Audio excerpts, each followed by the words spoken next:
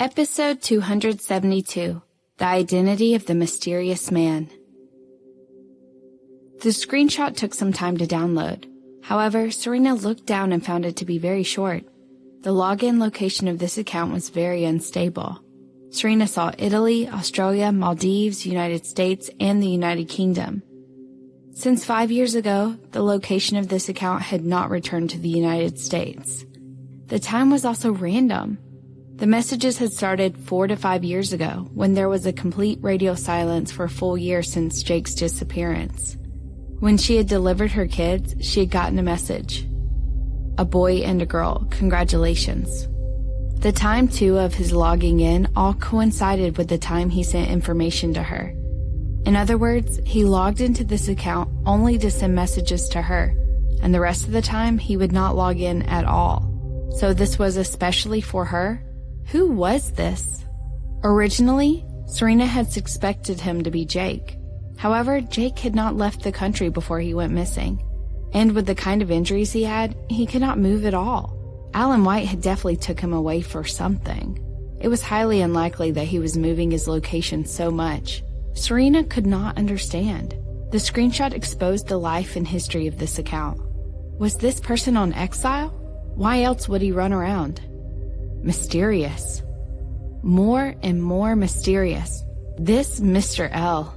Since she couldn't figure it out, she decided to forget it. But the kitten in her heart was not willing to give up and kept scratching. She could not calm herself down in a long while. Turning off the computer, she started to read the documents again. After all the files had been processed, it was past 10 p.m. Serena went to the room of the 3 children. The 3 of them were lying in 3 small beds. The outermost was the small bed of Seth. He seemed to have heard the movement, turned over and stared at her with a pair of blue eyes. The glittering eyes made Serena feel startled, but she soon went up and whispered, "Sleep. Cover yourself with the blanket." Seth did not answer, but instead nodded and laid down. It was always easy for him to be awakened. All it took was a little noise. It was a bad habit. He was a light sleeper. However, thinking of the fact that he had got the habit from the orphanage, she felt terrible. Poor child. Going in further, there was the small bed of Jeremy. He was breathing evenly with great posture. The worst was Julianne, who had spread herself on the bed. Her mouth was open with saliva flowing down the corner. Her head was not even on the pillow, and the corner of her blanket was lifted, but the rest was covered neatly on her body. Obviously, someone helped her after she went to sleep. Needless to say, it must be Seth who was insecure. Serena was helpless.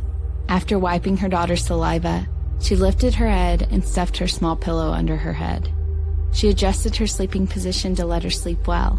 Julianne did not notice, and when she turned over, she kicked her blanket away again. Terrible habit. Serena once again helped her with the blanket and fixed it under her arms.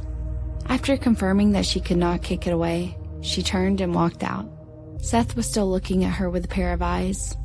Serena touched his head and kissed his forehead, whispering, "Good night." Then she quietly went out and closed the door. What she didn't notice was that there was a satisfied smile on Seth's face, and he whispered happily, "Good night." The next day, Serena asked the secretary to start looking for a tutor for the children. Because Miranda was on maternity leave, Serena had promoted a capable secretary named Brooke as her assistant. She was smart, capable, and diligent, although not as good as Miranda, but she was careful enough to not make any mistakes. After Serena explained this manner, Brooke went to work. Serena was in charge of meeting, but in the middle, her mobile phone rang. It is the Austin Police Department. "President Serena, the 3 prisoners that you sent to us yesterday have already confessed. Can you come to the police station?" "I'm in a meeting. Can we do 3 in the afternoon?" "Yes. See you at 3 in the afternoon." Hanging up the phone, Serena continued with the meeting. After dealing with a lot of affairs, she remembered the words of Mr. L last night. Monroe Valley bidding, the day after tomorrow at 7 p.m. David Attenhauer from the Royal Hotel must win. Although she had never met him, after years of communication, Serena rather trusted this Mr. L. Since he had said that they must win, it must be a very good place. Serena inspected it and found that this place was in a small area around Austin, but it was not too far from the city center. In her previous lifetime, this had been owned by Jake as well. Here, he had pushed the subway to be built so the surrounding area could be better developed.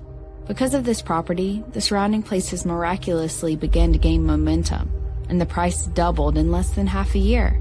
However, according to the memory, because of the price advantage, the competition for Monroe Valley was very intense. In the end, Jake had gotten the land at 5 times the asked price. Many people had been amazed by how daring President Robinson was.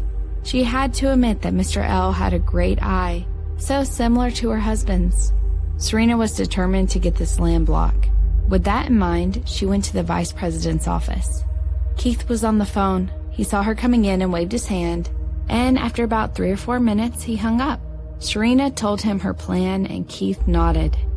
Great, let's go together tomorrow night.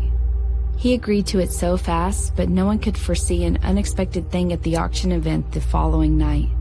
Serena heard his response, put the documents down, stretched out, and yawned.